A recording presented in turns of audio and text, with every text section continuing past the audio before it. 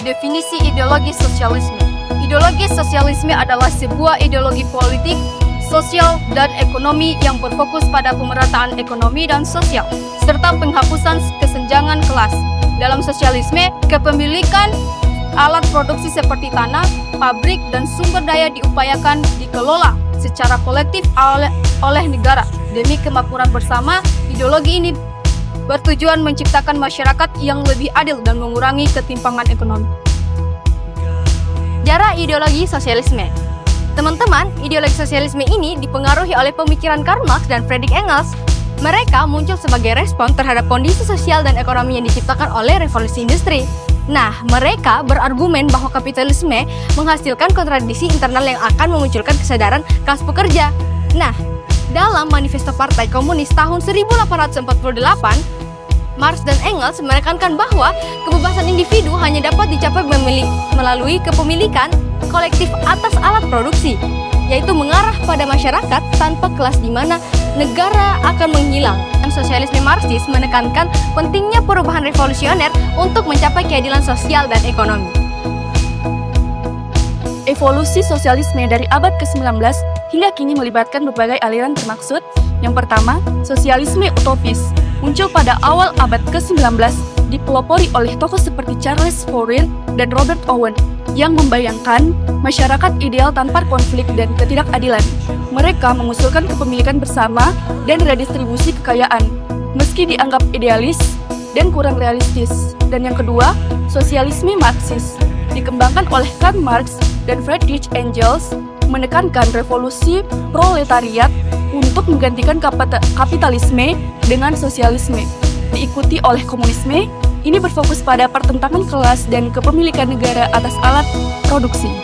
Selanjutnya, sosialisme demokratik, menekankan reformasi melalui proses demokratis, menginginkan perubahan sosial tanpa revolusi.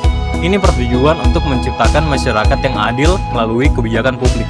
Selanjutnya, sosialisme libertarian, menolak kontrol negara dan mendukung manajemen mandiri pekerja, menekankan kebebasan individu dalam pengorganisasian sosial dan ekonomi. Prinsip dasar ideologi sosialisme. Yang pertama ada kolektivisme, yakni kepemilikan bersama atas sumber daya ekonomi dianggap penting untuk mencegah monopoli oleh segelintir elit. Contohnya di Kuba, pemerintah mengelola sektor kesehatan dan pendidikan secara kolektif, menjadikannya gratis untuk seluruh warga. Yang kedua ada pemerataan ekonomi, yakni redistribusi kekayaan dilakukan melalui pajak progresif dan program sosial untuk mengurangi kesenjangan ekonomi. Contohnya di Swedia menerapkan pajak tinggi bagi masyarakat kaya untuk mendanai subsidi perumahan, pendidikan, dan kesehatan bagi masyarakat miskin. 3. Keadilan sosial. Semua individu memiliki hak yang sama untuk mengakses layanan dasar seperti kesehatan, pendidikan, dan pekerjaan. Contohnya di Kanada memiliki sistem Medicare yang memberikan akses layanan kesehatan gratis kepada semua warganya tanpa diskriminasi. Yang keempat, demokrasi ekonomi. Sosialisme modern mendukung partisipasi pekerja dalam pengambilan keputusan terkait perusahaan. Contohnya di Jerman, hukum Mitbestimmung mewajibkan perusahaan besar untuk melibatkan perwakilan pekerja di dewan direksi. Tokoh-tokoh dalam ideologi sosialisme. Ketiga tokoh ini memainkan peran penting dalam membentuk ideologi sosialisme dan pengaruhnya di berbagai belahan dunia, yakni Karl Marx dan Friedrich Engels adalah pemikir utama yang mengembangkan teori sosialisme, berargumen bahwa sosialisme akan muncul sebagai hasil dari kontradiksi dalam kapitalisme. Mereka percaya bahwa kelas pekerja atau proletariat akan mengembangkan kesadaran kelas dan menggulingkan kelas pemilik modal burjus menuju masyarakat tanpa kelas. Selanjutnya adalah Vladimir Lenin sebagai pemimpin revolusi Rusia, menerapkan sosialisme Marxis dan mendirikan negara sosialis pertama di dunia yang menekankan pada pentingnya partai pelopor dalam memimpin proletariat. Selanjutnya adalah Rosa Luxemburg, seorang aktivis dan teoretikus berkontribusi pada pemikiran sosialisme dengan menekankan perlunya demokrasi dan kritik terhadap otoritarianisme dalam gerakan sosialis, serta memperjuangkan hak-hak buruh dan perempuan. Negara yang menganut ideologi sosialisme. Negara-negara yang menganut ideologi sosialisme diantaranya: yang pertama, Cina, mengadopsi sosialisme dengan karakteristik Cina yang menggabungkan elemen pasar dengan kontrol negara. Di bawah kepemimpinan Xi Jinping, ada penekanan pada kemakmuran bersama yang bertujuan untuk mengurangi ketimpangan ekonomi dan meningkatkan kesejahteraan rakyat. Meskipun masih terdapat tantangan dalam hal hak-hak pekerja dan kebebasan individu. Yang kedua, Kuba menerapkan sosialisme secara ketat dengan kepemilikan negara atas sebagai besar sektor ekonomi. Setelah reformasi ekonomi, Kuba berusaha untuk meningkatkan efisiensi dan menarik investasi asing, sambil tetap mempertahankan kontrol politik oleh Partai Komunis. Cara ketiga yang menganut sistem ideologi sosialisme yaitu Vietnam menggunakan model sosialis pasar yang mengizinkan elemen pasar dalam ekonomi sambil mempertahankan kepemilikan negara atas sektor-sektor strategis. Ini bertujuan untuk mendorong pertumbuhan ekonomi sambil tetap menjaga prinsip-prinsip sosialisme. Negara keempat yaitu Korea Utara. Sosialisme diterapkan melalui kepemilikan negara atas semua alat produksi dan pengaturan ekonomi yang ketat oleh pemerintah. Program kolektivisasi pertanian dilaksanakan melalui pembentukan kooperatif pertanian, sementara industri dikelola secara pusat. Implementasi ideologi sosialisme. Kebijakan sosial yang diimplementasikan dalam sistem sosialisme mencakup beberapa aspek penting, antara lain 1. Pendidikan gratis. Sosialisme menekankan akses pendidikan yang setara bagi semua warga negara tanpa biaya, bertujuan untuk meningkatkan taraf pendidikan dan mengurangi ketidaksetaraan. Yang kedua ada layanan kesehatan universal. Negara bertanggung jawab menyediakan layanan kesehatan gratis atau terjangkau bagi seluruh masyarakat. Contoh implementasi ini terlibat di Kuba, di mana sistem kesehatan berfokus pada pencegahan dan akses mudah ke perawatan medis. 3. Jaminan sosial. Program jaminan sosial memberikan perlindungan finansial kepada individu, terutama bagi mereka yang rentan. Di Indonesia, program jaminan kesehatan nasional JKN bertujuan untuk memastikan semua warga mendapatkan akses layanan kesehatan tanpa hambatan biaya. Kebijakan-kebijakan ini mencerminkan prinsip dasar sosialisme untuk mencapai kesejahteraan sosial dan mengurangi ketidaksetaraan di masyarakat. Ideologi sosialisme merespon isu-isu global seperti perubahan iklim, ketidaksetaraan, dan globalisasi dengan pendekatan yang berfokus pada keadilan sosial dan kolaborasi kolektif. Berikut adalah beberapa respon utama. Yang pertama, perubahan iklim.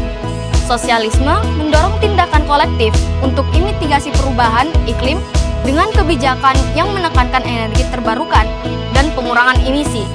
Negara-negara sosialis sering mendukung perjanjian internasional untuk mengatasi krisis iklim secara kolektif. Kedua, ketidaksetaraan.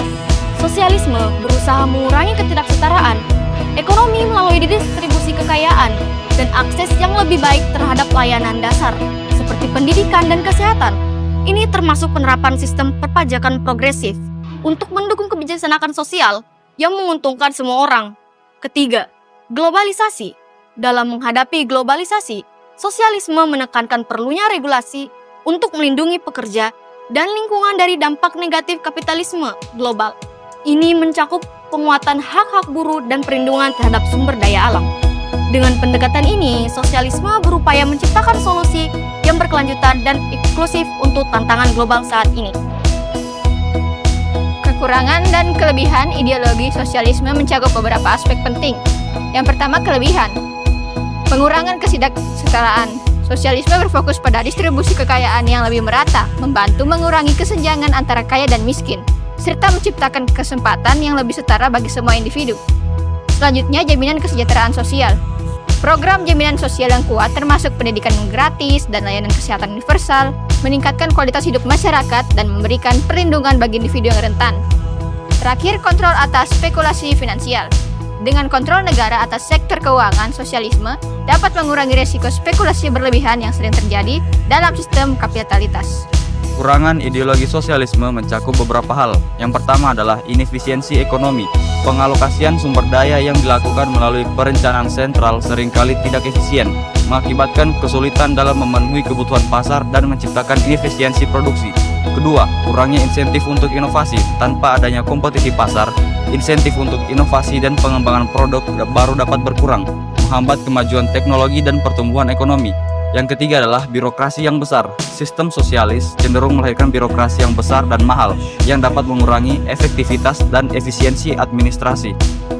Kekurangan yang keempat ialah korupsi dan penyalahgunaan kekuasaan.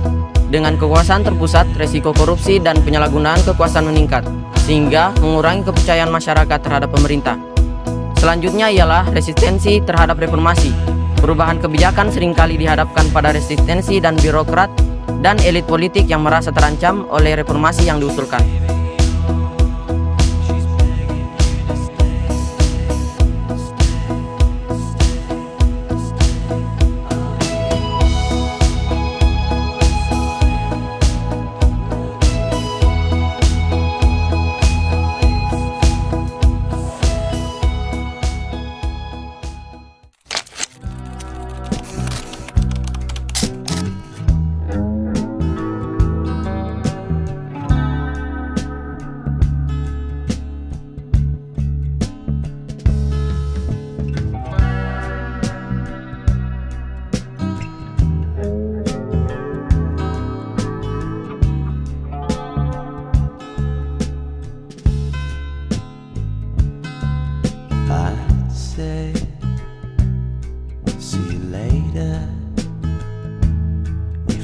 Thought I'd see you later, and I tell you that I loved you if I did.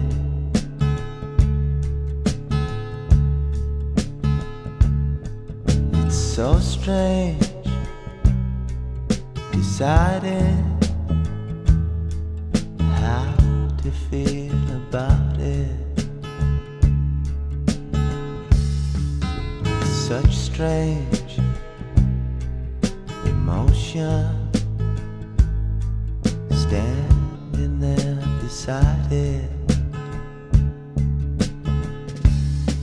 I'm home with moonlight on the river, saying my goodbyes.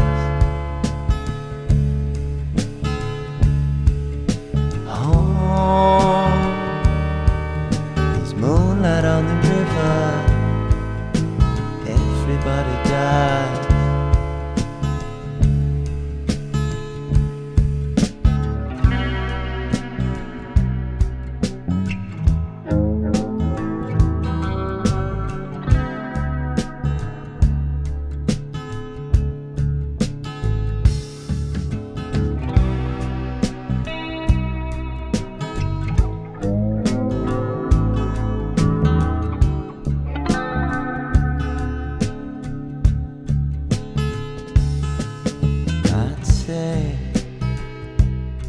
See you next time.